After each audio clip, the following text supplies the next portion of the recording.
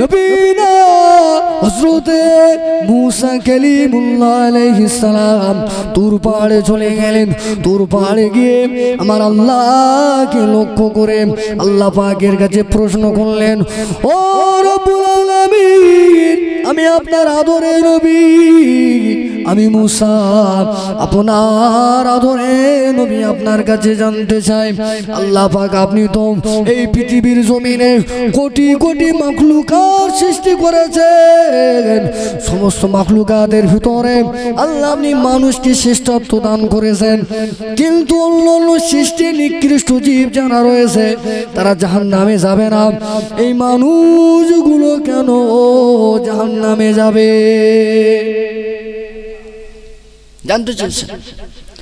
ওই সময় আল্লাহ পাক নবী মুসা কালিমুল্লাহ আলাইহিস সালামকে বললেন, এ নবী মুসা রে, তুমি এই প্রশ্নের উত্তরটা সরাসরি নিতে চাও না তুমি একটু ঘুরে দেখে নেবে?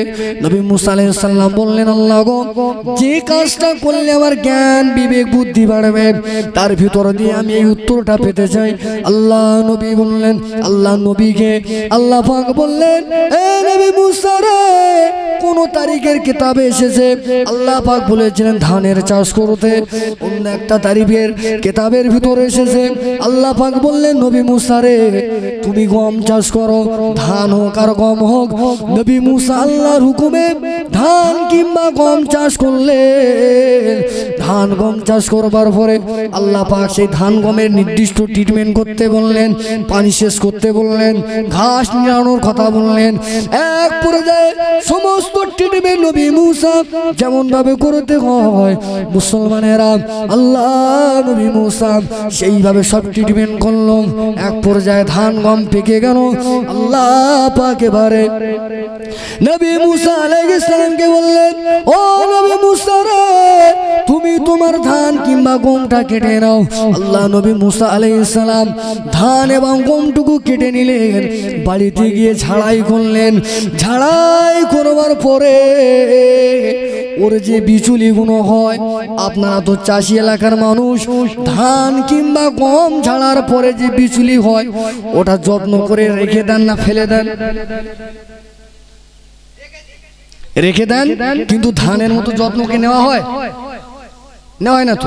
ধান কত সুন্দর করে কায়দা করে সেরিয়ে সুরিয়ে ঝেড়ে বস্তায় রেখে দিয়ে রেখে দেন, আর ওই বিচুলিগুলো গাঁথা দিয়ে রেখে দেন। ইঁদুরি খায়, গরু খায়, প্রয়োজনে জ্বালিয়ে দেন, তাই তো?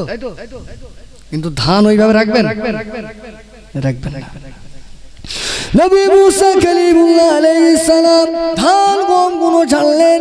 ঝাড়াবার পরে আপনার ধান গমগুলো আল্লাহ নবী যত্ন করে বস্তাবন্দি করে ঘরের ভিতরে রেখে নিলেন, আর ওর বিচুলিগুলো টান মেরে দূরে ছুঁড়ে ফেলে দিলেন।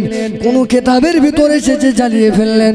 নবী মুসা যখন জ্বালিয়ে ফেললো বিচুলিগুলো, আমার আল্লাহ পাক নবী মুসাকে বলতে লাগলেন, ও নবী মুসা রে, আমি আল্লাহ পাক তোমাকে তো গম ধান চাষ করতে বললাম, তুমি গম ধান চাষ করলে, তোমাকে তো আমি আল্লাহ পাক বিচুলি পোড়ানোর কথা তো বলিনি, তুমি কেন ধান গমটাকে বস্তা রাখলে আর এই বিচুলি গুলোকে কেন তুমি পুড়িয়ে ফেললে?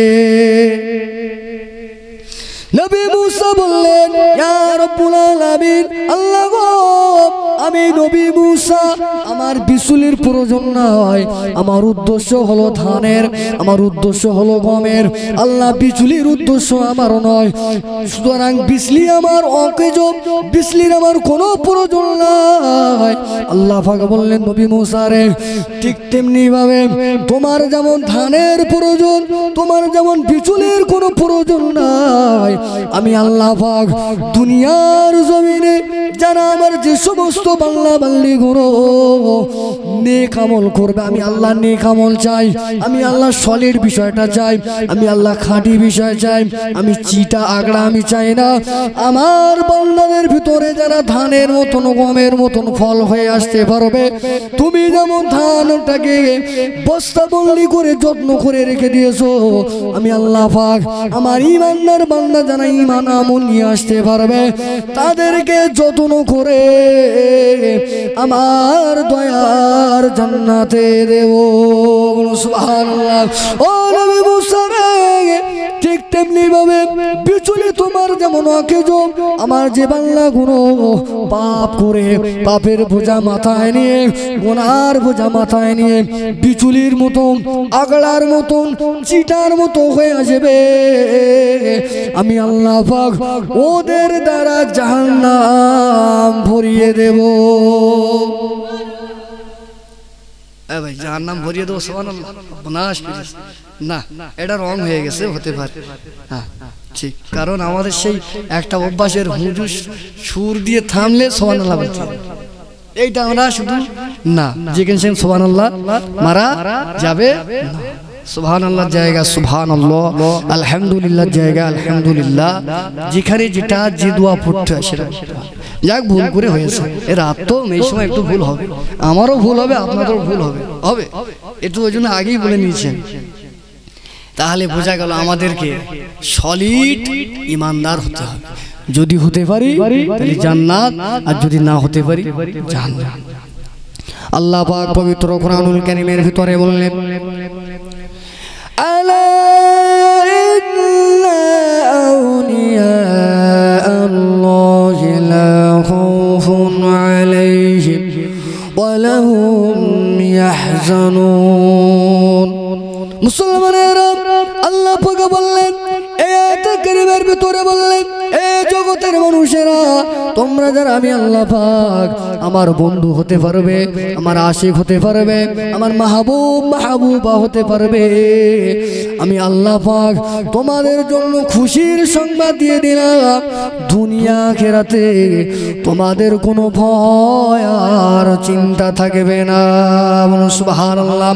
এ দুনিয়ার মানুষেরা, দুনিয়ার জমিনে তুমি বিপদে পড়লে তোমার বন্ধু আসতেও পারে, নাও পারে, তোমার প্রাণ প্রিয় বিবি তোমার বিপদে পড়লে তোমার বিপদে আসতেও পারে, নাও পারে, তোমার বাপ তোমার মা তুমি বিপদে পড়লে তোমার পাশে থাকতেও পারে, নাও পারে। আমি তো তোমার সেই মালিক, আমি তো তোমার সেই আল্লাহ।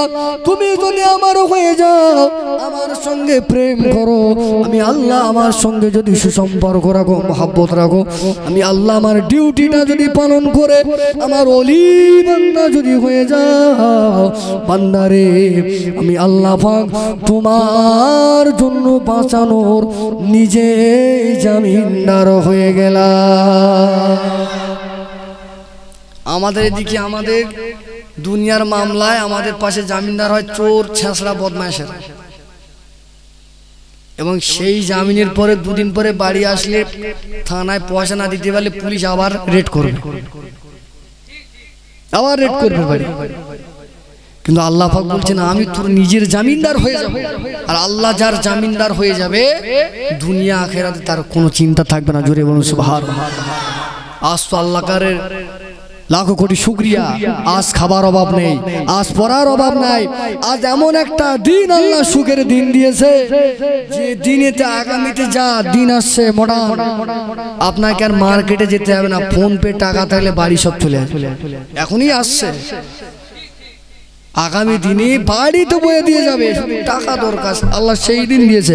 কিন্তু আজ থেকে 1500 বছর আগে এই ইসলাম ধর্মের অনুসারী ছিলেন প্রিয় নবী সাল্লাল্লাহু আলাইহি ওয়াসাল্লামের মহব্বতের সাহাবায়ে কেরামেরা, যারা সাজের পর সাজ, সপ্তাহের পর সপ্তাহ তারা খাওয়া পেত না, তারপরেও মসজিদ থেকে তারা কোনোদিন পিছপা হয়নি। আজ আমাদের মাথার উপর দিয়ে জোহরের আজান চলে যায়, মাথার উপর দিয়ে আজ আমাদের আসরের আজান, মাগরিবের আজান, এশার আজান, হেলায় ফেলায় খেলায় দুলায় দুনিয়ার কাজে কর্মে কেটে যাচ্ছে। নামাজের কথা বললে ব্যস্ত, রোজার কথা বললে শরীর খারাপ, এক একটা বাহানার ব্যস্ত ব্যস্ত ব্যস্ত।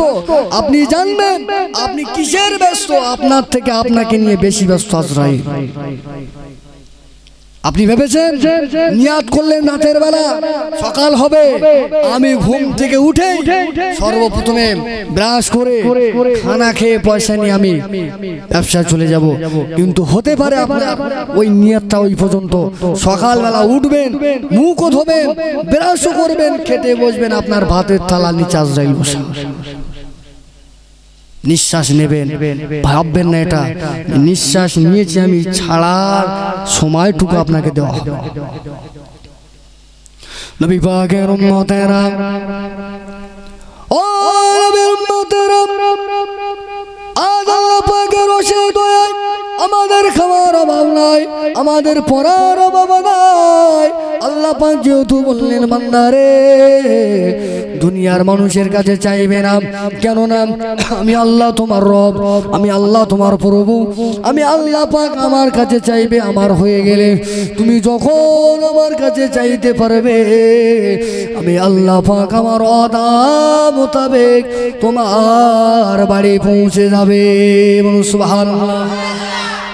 নবীর উম্মতেরা, নবী পাকের প্রাণপ্রিয় সাহাবী হযরত যায়েদ ইবনে হারেসা রাদিয়াল্লাহু তাআলা আনহু, হুজুর আমার ওনার বন্ধুর সঙ্গে ওনার একটা বিশ্বস্ত বন্ধু ছিল, বন্ধুর সঙ্গে খুবই সুসম্পর্ক ছিল। ওই বন্ধুকে সঙ্গে নিয়ে কোনো একদিন একটা সফরে বার হলেন, অনেক রাস্তা হাঁটলেন, অনেক রাস্তা সফর করলেন। সফর করতে করতে দুর্বল হয়ে গেল, ক্লান্ত হয়ে গেল। মরুভূমির পথ অতিক্রম করে গ্রীষ্মের রৌদ্র পড়ে একটা বৃক্ষের নিচে ছায়ার নিচে গিয়ে বসলেন। ছায়ার নিচে বসার সঙ্গে সঙ্গে আল্লাহ নবীর পালক পুত্র হযরত যায়েদ বিন হারেসা রাদিয়াল্লাহু তাআলা আনহু বন্ধুকে বলতে লাগলেন, আমার বন্ধু রে, আমার শরীরটা বড় ক্লান্ত লাগে, আমি আজ এই জায়গায় একটু বিশ্রাম নেই। এই কথা বলে হযরত যায়েদ বিন হারেসা ওই জায়গাটায় বসে সঙ্গে সঙ্গে তন্দ্রা ঘুমিয়ে পড়লেন।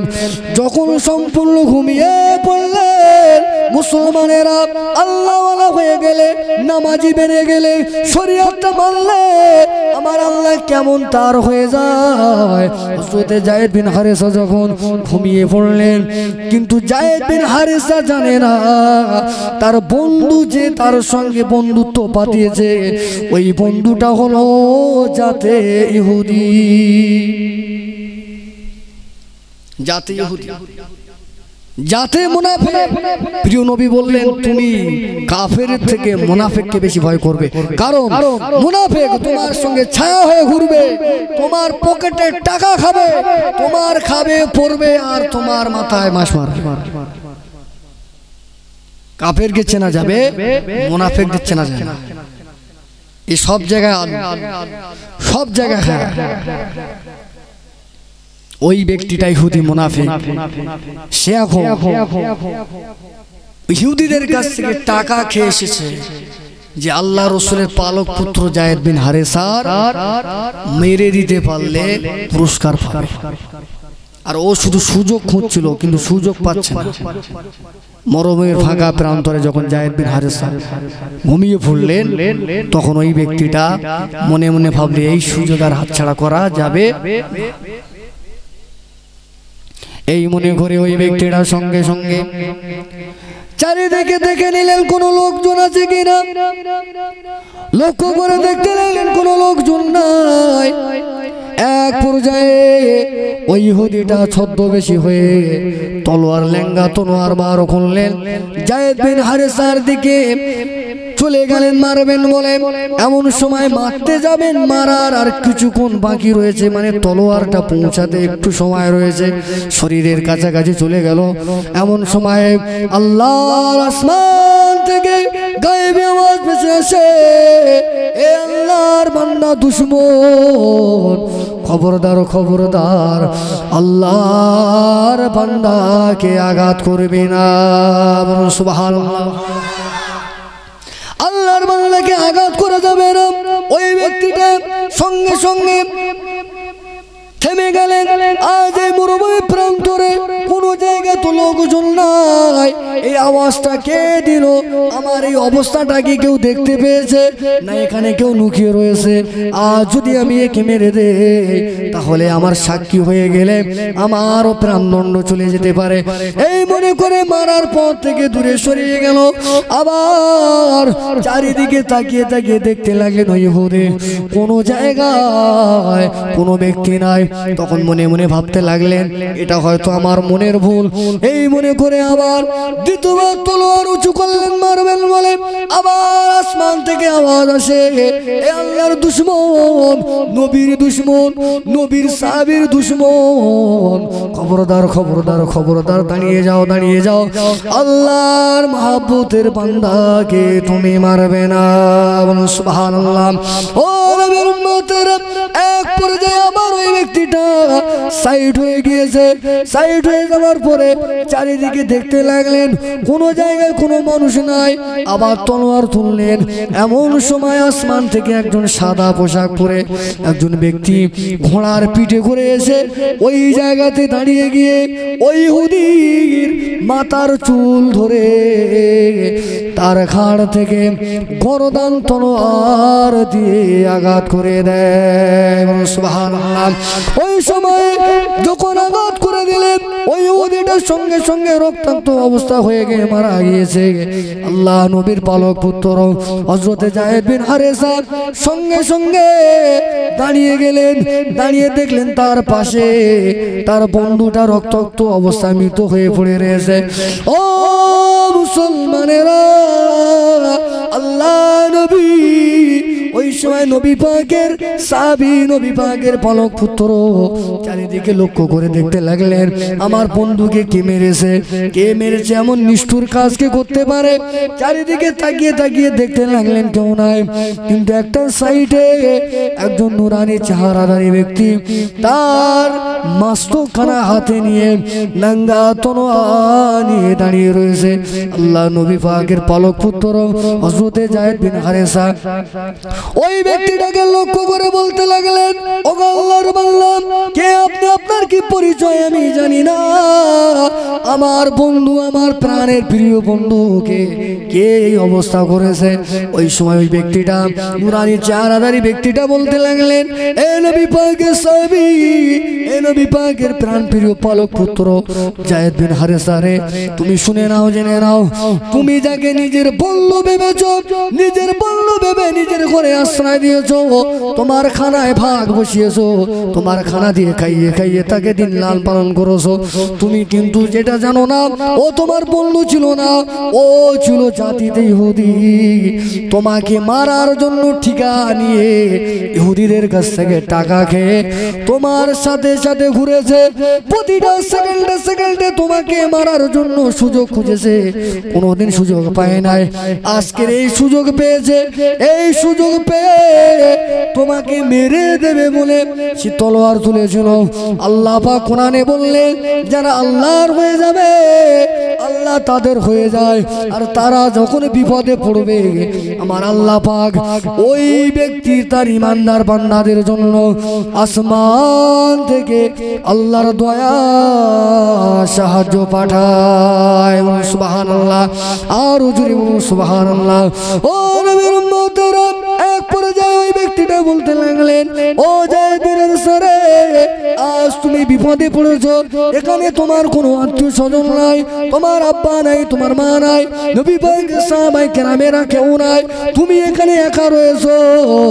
ভেবো না, ভেবো না, ভেবো না, তামাম দুনিয়ার মানুষ নাও থাকতে পারে, তামাম দুনিয়ার মানুষ ঘুমিয়ে পড়তে পারে, কিন্তু আমার আল্লাহ পাক পবিত্র কোরআনুল কারীমের ভিতরে বললেন, আল্লাহু লা ইলাহা ইল্লা হুয়াল হাইয়ুল কাইয়্যুম লা তাখুযুহু সিনাতুন ওয়ালা নাওম।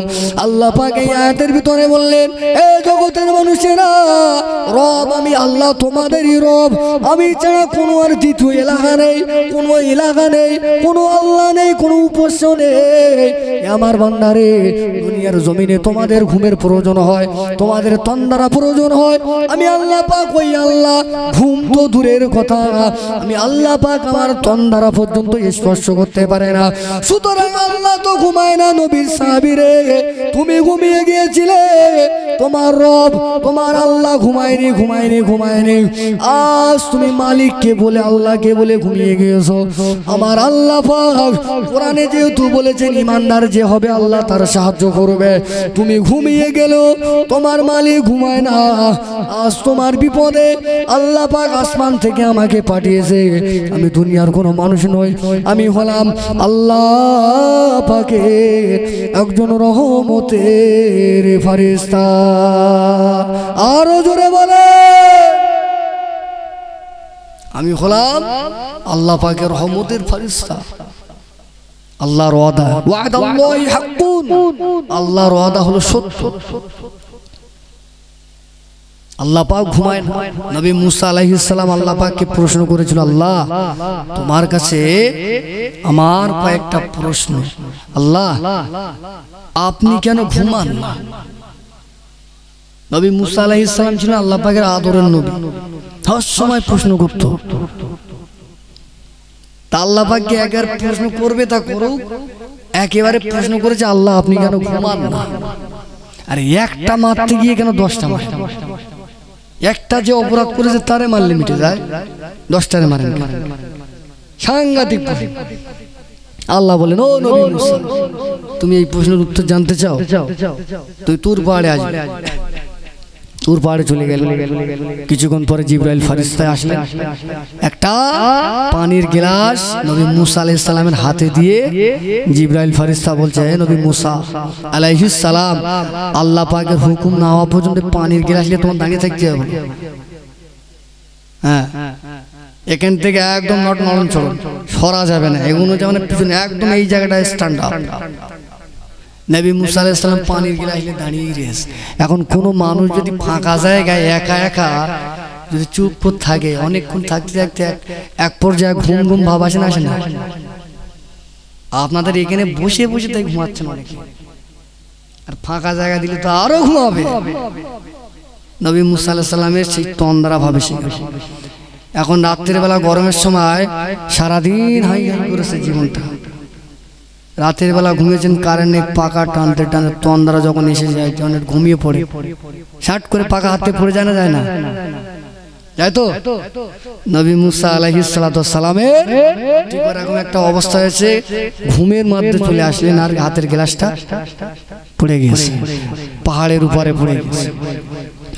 পাহাড়ের উপরে যখন ওই গ্লাসটা পড়ে যায়, ও নবীর উম্মতেরা, নবীরা মুসা কালিমুল্লাহ আলাইহিস সালাম ওই সময়ে সঙ্গে সঙ্গে ওনার তন্দ্রা দূরে চলে যায়, ঘুমটা ভেঙে যায়। তিনি এবারে চিন্তা করতে লাগলেন, প্রশ্নের উত্তর শোনা তো দূরের কথা, আল্লাহ তো পানির গ্লাস নিয়ে দাঁড়াতে বললেন, আমাকে তো ঘুমাতে বলে না। এই চিন্তা করতে লাগলেন। এবার ওই পাহাড়ের ভিতরে ছিল লাল পিঁপড়ের বাসা ছিল, ওই যা গ্লাসে পানি ছিল ওই পানিগুলো কিন্তু পিঁপড়ার চালায় চলে গেল।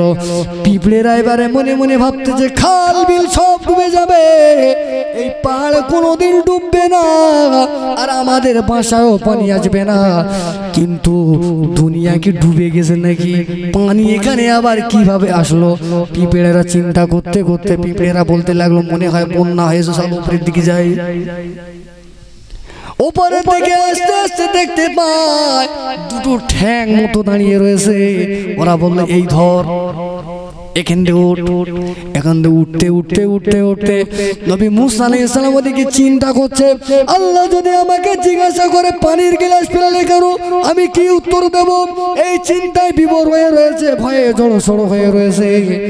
আর পিঁপড়ে বেটারা উঠতে উঠতে নবী মুসা আলাইহিস সালামের পায়ে একটা দুটো কামড়েছে। আর যেই একটা দুটো কামড়েছে ওদিকে তো চিন্তার রাগ বেড়ে গিয়েছে, আমি এক চিন্তায় বাঁচেনি, আমারে কামড়েছিস। কামড়েছে একটা দুটা পিঁপড়ে কামড়েছে, আর গায়ে উঠেছিল অনেক পিঁপড়ে। রাগে এক দলনে সব শেষ, এক দলনে সব শেষ। নবী মুসা আলাইহিস সালাম এবার আল্লাহ পাক, ও নবী মুসা, কি ব্যাপার? আল্লাহ ভুল হয়ে গেছে, আমি তো তোমাকে পানির গিলাস নিয়ে দাঁড়াতে বললাম, তুমি দাঁড়িয়েছো, হুকুম মানতে পেরেছো না? আল্লাহ তুমি পিঁপড়ে কটা মেরেছো? বলে অনেক। কামড়েছিল কটা? একটা দুটো। মারলে কটা? বলে 100। কেন কেন? তা সেই আল্লাহ পাক তার অর্ডার রয়েছে, যারা আমার হয়ে যাবে আমি আল্লাহ পাক, তো আল্লাহ পাক তুমি বান্দা দিনের বেলা কি করো, রাতের বেলা কি করো, তোমার বিবি না জানলেও, তোমার জন্ম দেওয়া সন্তান না জানলেও আমি আল্লাহ পাক ইন্নামু আলিমুম বিজাতিস সুদূর, আমি আল্লাহ পাক তোমার অন্তরের খবর রেখে দে। আল্লাহ পাক আয়াতের ভিতরে বললেন কিরামান কাতিবিনা ইয়ালামুনা মা তাফআলুন। আল্লাহ পাক আল্লাহ তাআলা আয়াতের ভিতরে বললেন বান্দারে দুনিয়ার জমিনে তুমি কত অফিস আদালতে সিসি ক্যামেরা দেখেছো, ওই সিসি ক্যামেরাতে ফাঁকি দেওয়া যায়, কিন্তু না না না, ওই সিসি ক্যামেরার সামনে মুখ বেঁধে যদি তুমি যাও তোমাকে আর চিনতে পারবে না, মুখ বেঁধে ডাকাতি করতে গেলে তোমাকে চিনতে পারবে না, মুখ বেঁধে তুমি যদি অপকর্ম করতে যাও ওই সিসি ক্যামেরার সামনে তোমাকে কেউ শনাক্ত করতে পারবে না, চিনতে পারবে না, কিন্তু তোমার দুই কাঁধের উপরে আমি আল্লাহ পাক কিরামান কাতিবিন নামক দুটি সিসি ক্যামেরা রেখে দিয়েছি। ওই সিসি ক্যামেরা যদি তুমি তামাম দুনিয়ার কাপড় দিয়ে তোমার মুখ বেঁধে যদি পাপের কাজ করো বান্দারে, আমি আল্লাহ পাক জানিয়ে দিয়ে দিলাম আমার ওই সিসি ক্যামেরায় তোমরা কেউ ফাঁকি দিতে পারবে না, কেউ ফাঁকি দিতে পারবে না। এজন্য আমাদের আজকের কঠিন জামানার সামনে এসে গিয়েছে, গোটা বিশ্বটা আজকের মুসলমানদের উপরে চক্রান্ত করা শুরু করে দিয়েছে, সব মুসলমানের শত্রু হয়ে গিয়েছে। বাঁচার মাত্র আমাদের একটাই রাস্তা, একটাই পথ হলো, সেটা আল্লাহর দেওয়া পথ। মুসলমান যেদিন আল্লাহ থেকে দূরে সরে গিয়েছে, এই মুসলমানের গোলামি করেছিল জঙ্গলের প্রাণী, এই মুসলমানের গোলামি করেছিল জঙ্গলের বাঘ, জঙ্গলের সিংহরা মুসলমানদের গোলামি করেছিল। কিন্তু আজ মুসলমান এমন হয়ে গিয়েছে, এরা ইহুদি খ্রিস্টান বেধর্মীদের গোলামি করা শুরু করেছে। বাঘের দুটো জিনিস যতক্ষণ থাকবে বাঘের মানুষ ভয় করবে, ওই দুটো জিনিস যখন থাকবে না বাঘের কুকুর পর্যন্ত নেবে না। একটা হলো বাঘের নখ, আর একটা হলো বাঘের দাঁত। বাঘের নখ, একটা নখ 50 থেকে 100 গ্রাম করে ওয়েট হয়। এই বাঘের নখ যদি কেটে দেয় ও বাঘ হিজড়ে হয়ে যাবে, মানুষ আর ভয় করবে? বাঘ তো শিকার করে নখ দিয়ে, আর ওর যে কোদাল দাঁত, ওই কোদাল দাঁত দিয়ে চাপা। এই মুসলমান এখন ওই নখ কাটা মুসলমান হয়েছে। বাঘের জাত ছিল এরা এখন নখ কেটে ফেলেছে, এরা নখ কেটে ফেলে এরা এখন বিড়িয়ে সেজেছে। এই জন্য এরা আজকের গোটা বিশ্বের গোলামি করছে। মুসলমানদের কাছে যখন ইমানের নখ ছিল যতদিন, ইমানের দাঁত ছিল যতদিন, এই মুসলমানের গোলামি গোটা বিশ্ব করেছে। ও নবীর উম্মতেরা, তাই আমি পবিত্র কুরআনুল কারীমের ভিতরে 27 পারার অন্তর্গত সূরা রহমান থেকে আয়াত তেলাওয়াত করলাম। আল্লাহ পাক বললেন বান্দারে ওয়ালিমান খাফা মাকামা রাব্বিহি জান্নাতান। আল্লাহ পাক বলতে লাগলেন বান্দারে তুমি যদি আমি আল্লাহ পাক আমার ভয়ে আমার নামাজে কাটিয়ে দিতে পারো, বান্দারে নামাজের শেয়ার মেসেঞ্জার তুমি যদি করতে পারো বেশি বেশি করে, গোটা দুনিয়ার সমস্ত পরাশক্তি গুলো যদি তোমার বিরুদ্ধে দাদাগিরি দেখায়, আমি আল্লাহ পাক ওই দাদাদের তোমার সামনে করে দেব পাঁকের কাদা। এই জন্য গজলের ভিতরে এসেছে নামাজ কেবল না কাজ আছে, কাজকে বলো আমার নামাজ আছে। আর আমরা কি বলি? নামাজ তুমি বলো না নামাজ আছে, নামাজ সরে যাও আমার কাজ আছে। নামাজ বিনে পরপারে কি জবাব দিবা তুমি প্রভুর কাছে? চোহর গেল কাবজ ফজর গেল ঘুমের ঘরে, জোহর কাজে কাজে আসর গেল খেলায় ধুলায়, মাগরিব মাঝে মাঝে ইশার সময় হইলে, থাকো তুমি দুনিয়ার মিছের পিছে। ও নামাজটাকে আগে পাকড়াও করতে হবে। আল্লাহ পাকের যারা ওলি হয়েছে, ওলিদের গোটা জিন্দেগিটা দেখেন, তাদের জিন্দেগিতে বেশি বেশি পাবেন নামাজ আর রোজা। আল্লাহ পাক কুরআনুল কারীমের এক জায়গায় নয়, বিদেশি জায়গার ভিতরে নামাজের কথা বললেন। আল্লাহ পাক বললেন, ইন্নাস সালাতা তানহা আনিল ফাহশাই ওয়াল মুনকার। আল্লাহ পাক বললেন, বান্দারা তুমি আগে নামাজে বেরিয়ে যাও। তুমি যখন মসজিদে গিয়ে সালেন্ডার করবে, নামাজ পড়বে, আমি আল্লাহ আমার সিজদা করবে, আমি আল্লাহ আমার নামাজি বেনে যাবে। আমার বান্দা বান্দীরা, আমি আল্লাহ পাক জানিয়ে দিয়ে দিলাম, তোমার দ্বারা দুনিয়ার অপকর্মগুলো আস্তে আস্তে সব দূরে সরে যাবে। বলুন সুবহানাল্লাহ। এই জন্য আগে আমাদের নামাজের কাতারে আসতে। আর যদি বলেন না একেবারে ধুয়ে মুছে ছাপ হয়ে যাবো, একেবারে পিশাব সাজবো, তারপর নামাজি হবে, খোদার কসম আপনি নামাজ হতে পারবেন না। আপনার চরিত্র সংশোধন আস্তে আস্তে করতে হবে। আজ 20টা বিড়ি খাচ্ছেন, কাল সকালবেলা গিয়ে 19টা খাবেন, তারপরের দিন গিয়ে 18টা খাবেন, তারপরের দিন গিয়ে 17টা খাবেন, তারপরের দিন গিয়ে 16টা খাবেন। দেখবেন এই কমাতে কমাতে কমাতে একদিন বিড়ির বান্ডিল আউট হয়ে যাবে। আর যদি মনে করেন না একেবারে বিড়ি খাওয়া ছাড়ো, পারবেন কোশ্চিন কালেন। এই জন্য চরিত্র সংশোধন ত্রুটি আস্তে আস্তে হতে হবে, কারণ এই জামানায় আমাদের ঈমান আমল বড় দুর্বল। আল্লাহ রয়ে গেলে আল্লাহ পাক তার হয়ে যায়।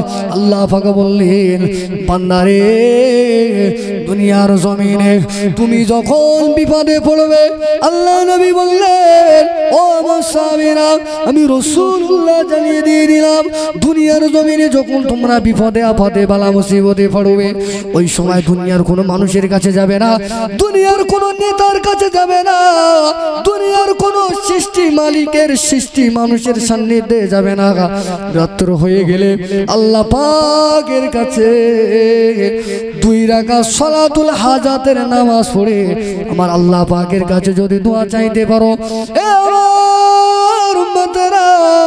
আমি রাসূলুল্লাহ জানিয়ে দিয়ে দিলাম, ওই সালাতুল হাজাতের বিনিময়ে আমার আল্লাহ পাক তোমার মনের আশা কবুল করে নেবে। পীরের দরবারে যাচ্ছে, বাবার দরবারে যাচ্ছে, খাজা হুজুরের দরবারে যাচ্ছে, সব গিয়ে সেখানে গিয়ে আপনার ঘুটিয়ারি যাচ্ছে, হাড়োয়ায় যাচ্ছে, হাড়োয়ায় মেলা চলতেছে। এই মুসলমান এখনো জেগে ঘুমাচ্ছে, পীরের কাছে গিয়ে শিরক করছে, পীরের কাছে গিয়ে চাইছে। কোনো ক্ষমতা আছে দেওয়ার?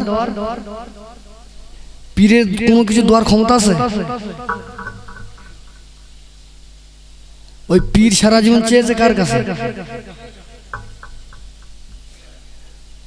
হাড়োয়ার মাজারে যায়, বলতেছে গোরাসাদ বাবার কাছে গিয়ে বলে, এ আমার গোরাসাদ বাবা, আমার ছেলে হয় না একটা ছেলে দে, আমার মেয়ে হয় না একটা মেয়ে দে। আমি রোগে ভুগতেছি, তোর দরবারে প্রতিদিন বৃহস্পতিবার করে আমি আসবো। আমি আর মনের আশা তুই পূরণ করে দিবি। যদি দিস, তোর এখানে জোড়া মোরগ আর জোড়া খাসি আমি এসে জবাই করব। আমার তো মনে হয় হাওড়ার পীর সাহেব যখন এই দোয়া যখন গিয়ে করে, ওখানে পালায়, ওখানে তো দৌড় মারে, বেরু হারাম করে কিন্তু খাজা বাবার দরবারে ধুমধাম চলতেছে আর গাঁজা মারতেছে। ওখানে যে কটা মুরিদ রয়েছে, যে কটা খাদেম, অধিকাংশ খাদেম সব গাঁজায় দম মারে, অধিকাংশ খাদেম গাঁজায় দম মারে। আমাদের বড় খুশনসিব দাদা হুজুর পীর কিবলা রহমাতুল্লাহ আলাইহি এই হক সিলসিলা, খাঁটি সিলসিলা খাজা বাবা হুজুরের দরবার পর্যন্ত পৌঁছে গিয়েছে। ওখানে গিয়ে যদি আপনি একবার বলেন আমি ফুরফুরি, ব্যাস আল্লাহ পাক বেদাতি কাজ থেকে আপনার ঈমান বাঁচিয়ে দেবে। বলুন সুবহানাল্লাহ। গিয়েছেন আজমি শরীফে, চাদর চढ़ाएगा, चादर चादर चादर चढ़ाएगा के आदमी सीधा रहो। आज যদি বলে हम लोग को अभी हम लोग फुरफुरा भी है, फुरफुरी तो जाओ जाओ जाओ भागो भागो। পীরের দরবারে গিয়ে সব জেনে রাখবেন, শুনে রাখবেন, আমরা তরিকাতপন্থী মানুষ, কিন্তু তরিকাতপন্থী মানুষ বলে এটা নয়। পীরের কাছে যাব, তবে পীরের কাছে গিয়ে জেন্না পীর কিংবা দুনিয়ার জমিন থেকে পর্দা নেওয়া পীরের দরবারে আপনি যদি যান, আপনার আদব হলো পীরের ওসিলা দিয়ে দোয়া চাওয়া, কিন্তু এটা বলা যাবে না যে আপনি আমাকে দেন। কিন্তু আজকের বর্তমান যুগের সঙ্গে কোনে এরা আল্লাহকে বাদ দিয়ে, নবীকে বাদ দিয়ে, কোরআনকে বাদ দিয়ে, হাদিসকে বাদ দিয়ে যারা গাঁজা টানে, যেখানে গাঁজা বিক্রি হয় ওই সমস্ত খাদেম যেখানে রয়েছে ওখানে গিয়ে শিরক করে, ওখানে গিয়ে মান্নত করে, ওই গাঁজাখোরদের গিয়ে ছাগল জবাই করে খাইয়ে আসে। আল্লাহ বলছেন বান্দারে ওই গাঁজাখোরদের খাওয়ালে হবে না, ওই গাঁজাখোরের কাছে গেলে হবে না। ওরা বর্তমানে ভণ্ড, আর আল্লাহর ওলির দরবারে যখন ভণ্ডামি কাজ হবে, আল্লাহর ওলিদের আমি আল্লাহ পাক আমার নবীর লানত ওই জায়গায় বর্ষণ হয়। সুতরাং বান্দারা জেনে রাখবে, শুনে রাখবে, আমি আল্লাহ পাক দুনিয়ার জমিনে আমার বান্দার যত আমল রয়েছে সমস্ত আমলের ভিতরে যে আমলটা করলে আমি আল্লাহ দ্রুত খুশি হয়ে যায়, সেই আমলটা হলো বান্দা যখন নিজের ভুল বুঝতে পারে, বান্দা যখন আমার দরবারে ফিরে আসে, আল্লাহ বললেন লা তাকুনাতু মির রাহমাতিল্লাহ, বান্দারে তুমি পাহাড় পরিমাণ পাপ করেছো, আমার আরশ পর্যন্ত রহমত রয়েছে, বান্দারে আমার রহমত থেকে দূরে সরে যাবে না। আমি আল্লাহ আমার রব বলে মেনে নিয়ে যদি আমার দুনিয়ার জমিনে একটা সিজদা করিস, আর ওই একটা সিজদা গিয়ে যদি তুমি সুবহান রাব্বিল আলা পড়ো, আমি আল্লাহ পাক তোমার 90 বছরের বিগত জিন্দেগির গুনাহ মাফ করে দিয়ে আমি আল্লাহ পাক আমার বান্দা হিসাবে তোমাকে কবুল করে নেব। আরো জোরে বলেন সুবহানাল্লাহ। সেই মালিকের সিজদা করতে হবে, মালিকের সিজদা করতে হবে। আল্লাহর ওলিরা রাত দিন জীবনের অধিকাংশ সময় দিন রাতে সিজদা করেছে। এই যে বিষয়টা পয়েন্টটা তুলেছিলাম, বাদশাহ ঔরঙ্গজেব নাম শুনেছেন আপনারা? এই বাদশাহ ঔরঙ্গজেবের নামে অনেক রকমের দুর্নাম বদনাম দিয়েছে বর্তমান ইতিহাসে এসেছে, কিন্তু ইসলামিক ইতিহাসের ভিতরে বাদশাহ ঔরঙ্গজেব ছিলেন একজন আল্লাহর ওলি মানুষ। জোরে বলুন সুবহানাল্লাহ। এই বাদশাহ ঔরঙ্গজেব রহমাতুল্লাহ আলাইহি হুজুর আমার আল্লাহর ওলি হযরত খাজা বাবা গরিবে নওয়াজ রহমাতুল্লাহ আলাইহি হুজুরের মাজার তাহাজ্জুদের রাত্রে করে জিয়ারত করতেন মাঝে মাঝে। এমন সময়ে হুজুরের রওজার এক পাশে এক ব্যক্তি দোয়া চাইতেছে, ওগো খাজা রে, ও খাজা মঈনুদ্দিন, আমি বড় মুসিবতের ভিতরে রয়েছি, রোগের মধ্যে রয়েছে, আমি তোমার দরবারে দীর্ঘদিন আসছি, খাজা বাবারে তুমি আমার শিফা দাও, তুমি আমার সুস্থ করে দাও, তুমি আমাকে সুস্থ করে দাও। এই বলে হাত চাবড়ায়, বুক চাবড়ায়, মাটিতে হাত চাবড়ায়। এমন সময় হযরত বাদশাহ ঔরঙ্গজেব রহমাতুল্লাহ আলাইহি গভীর রাত্রে খাজা হুজুরের মাজার শরীফ জিয়ারত করতে যায়। যেতে যেতে যেতে যেতে যেতে যেতে লক্ষ্য করে দেখতে পায় একজন ব্যক্তি দরওয়াজার এক সাইডে পড়ে এইভাবে কাঁদে আর এরকম শিরকি কথাবার্তা বলে।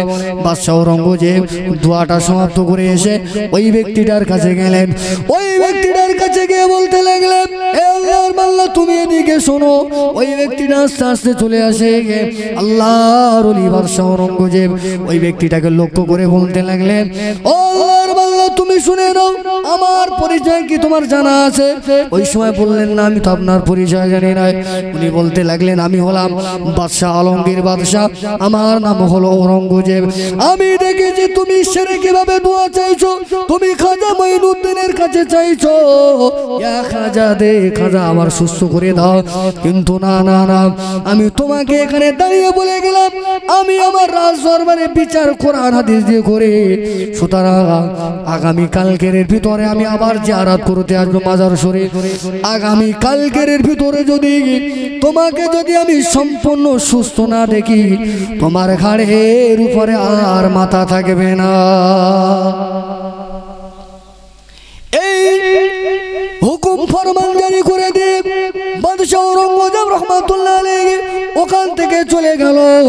এমন সময় ওই অসুস্থ ব্যক্তিটা এবারে মনে মনে ভাবতে লাগলো, আহারে যেমন তেমন ব্যক্তির কথা নয়, স্বয়ং বাদশাহ সম্রাট ঔরঙ্গজেব রহমাতুল্লাহ আলাইহি নিজে হুইপ জারি করে দিয়েছে, সকালের ভিতরে যদি আমার যদি সুস্থ না আসে, সুস্থতা যদি না হয়, তাহলে আমার এই ঘরে আর মাথা থাকবে না।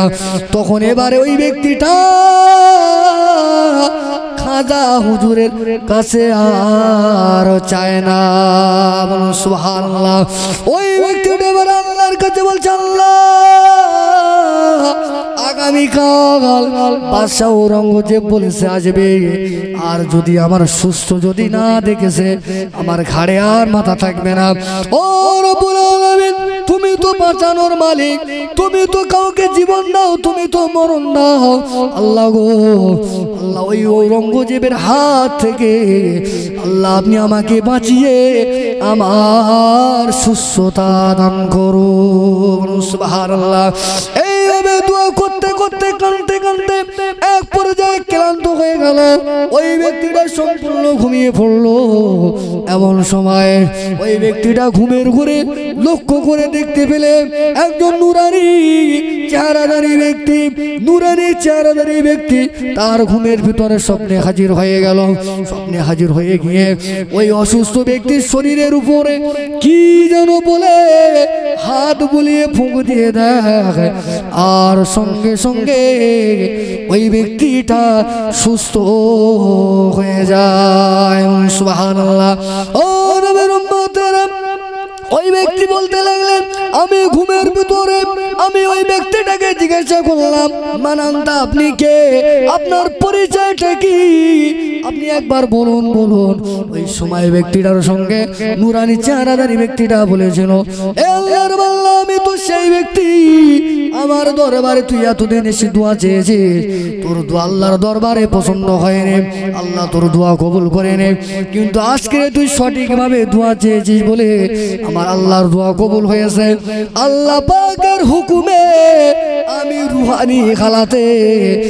রুহানি হালাতে স্বপ্নের মাধ্যমে তোর শরীরের উপরে আমি নবীর আল্লাহর কোরআনের বাণী পড়ে ফুঁক দিয়ে দিলাম, যা আল্লাহর রাস্তায় তুই ভালো হয়ে যাবে। আরো জোরে বলেন সুবহানাল্লাহ। দোয়া চাওয়ার সিস্টেম দেখেছেন? ওই ব্যক্তিটা এবার সাইড হয়ে বসে গেছে। এমন সময়ে দিন শেষ হয়ে রাত যখন চলে আসলো, বাদশাহ ঔরঙ্গজেব এসেছে, জিয়ারত সেরে খুঁজতেছে চারিদিকে, গেল কোথায়? ও কিন্তু পটেই বসে রয়েছে। কিন্তু গতকালকে ছিল শরীরের হাল আলাদা, আজকের চেঞ্জ হয়ে গেছে, ভালো হয়ে গেছে। চিনতে পারতেছে না। ওরে গিয়ে জিজ্ঞাসা করতেছে, হ্যাঁ বাবু এই এখানে কাল একটা লোক শুয়ে ছটপট ছটপট করতেছিল, ওরে দেখেছো? কোথায় গেছে? ওই সময় ওই লোকটা বলতে লেগেছিলেন, ও সম্রাট বাদশাহ নামদার হযরত ঔরঙ্গজেব, বেয়াদবি নেবেন না। আমি যার খোঁজ আপনি নিচ্ছেন আমি সেই হতভাগা যেখানে বসে রয়েছি। সুবহানাল্লাহ। বাদশাহ ঔরঙ্গজেব বললেন, হ্যাঁ রে তুই এখানে দোয়া চেয়েছিলিস কত মাস? তাহলে আমি 2 মাস ধরে দোয়া চেয়েছি। বলে তোর 2 মাস ধরে তোর দোয়া কবুল হলো না, তোর শরীরে রোগ সারলো না, আর মাত্র কয়েক ঘন্টার ভিতরে তোর রোগটা সেরে গেল। কি আমল করেছিস বল? ওই ব্যক্তিটা এবারে কাঁদে আর বলে, যা আপনা ক্ষমা করবেন, গতকাল রাত্রে তাহাজ্জুদের নামাজ আদায় করতে এসে আপনি আমার উপরে যে হুকুম করে দিয়েছিলেন যে কাল রাত্রের ভিতরে সকালের মধ্যে যদি রাত্রের মধ্যে যদি সুস্থ না হও ঘাড়ে আর গর্দান থাকবে না, আমি তখন ভেবেছিলাম মরণ আমার ফরজ হয়ে গেছে, অনিবার্য মরা আমাকে যেতেই হবে, কতল করে নিলে। সুতরাং আমি মৃত্যুর ভয়ে আমার রোগের চিন্তার কথা বলে গেলাম, আমি আর খাজার কাছে চাই নাই, আমি আমার আল্লাহর কাছে চেয়েছি। ও বাদশাহ ঔরঙ্গজেব, এক পর্যায়ে আমি চাইতে চাইতে আমি ঘুমিয়ে পড়লাম, আর ঘুমের ঘোরে আপনার ওসিলায় খাজা হুজুরের সঙ্গে আমার দিদার নসিব হয়ে যায়। একটু জোরে বলেন না সুবহানাল্লাহ। আল্লাহর ওলিদের সামান্য কথার দ্বারা তারা আল্লাহর নবীদের সঙ্গে দিদার করিয়ে দেয়। বলুন সুবহানাল্লাহ। সামান্য সামান্য পয়েন্টের মাধ্যমে। তাহলে এই ব্যক্তিটা জীবনে কিসমত হয়তো খাজা হুজুর কেমন দেখতই না, দেখতে পেত না। একটা পয়েন্ট ওসিলায় দুটো জীবনের মারাত্মক কাজ হয়েছে। একটা সে সেবা লাভ করলো, সুস্থ হয়ে গেল।